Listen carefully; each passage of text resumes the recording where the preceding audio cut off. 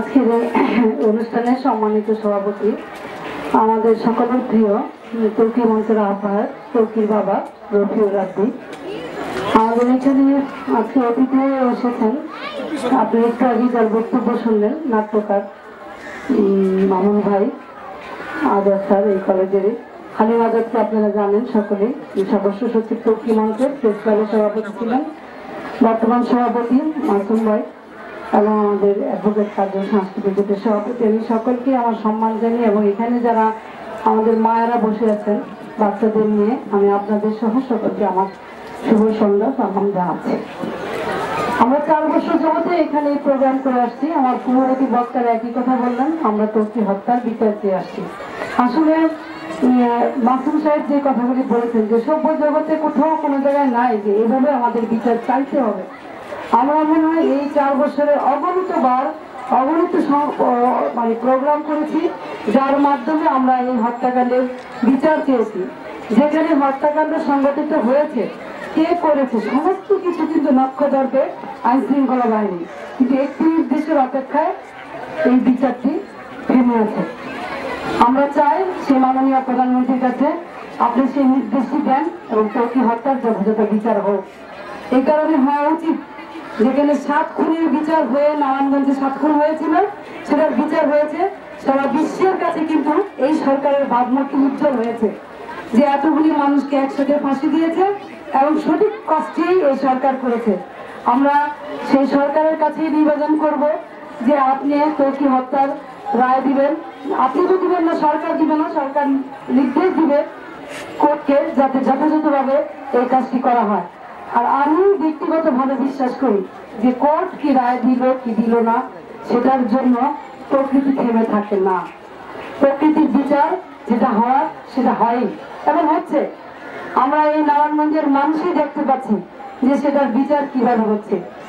তৌকিকে হত্যা করা হয়েছে আজকে 4 বছর হলো, কিন্তু 4 বছরে কিন্তু আমরা নারায়ণগঞ্জের অনেক পরিবর্তনে দেখেছি, যেটা বিগত 50 বছরে আমরা এখানে দেখিনি। এই বিগত 50 বছরে নারায়ণগঞ্জ শহরে এইভাবে দাঁড়িয়ে থেকে সত্য কথা বলার মতো অনেক মানুষ ছিল না। সেই মানুষও কিন্তু এখন নারায়ণগঞ্জে সেই কথাগুলি বলে। এখন কিন্তু আর আয় ভিডিও বলতে হয় না। সাধারণ মানুষ যারা আপনারা তারাও কিন্তু এখন অন্যায়ের প্রতিবাদ করেন, চিৎকার করেন। এক তৌকি হয়তো আমাদের কাছ থেকে চলে গিয়েছে, আমাদের সন্তানকে হত্যা করেছে, আমাদের সেই সন্তানের হত্যার বিনিময়ে এই শহর জেগে উঠেছে, শত অন্যায়ের প্রতিবাদ করছে এবং এরপর কিন্তু অন্যায়কারীরা অনেক বেশি পিছিয়ে গিয়েছে।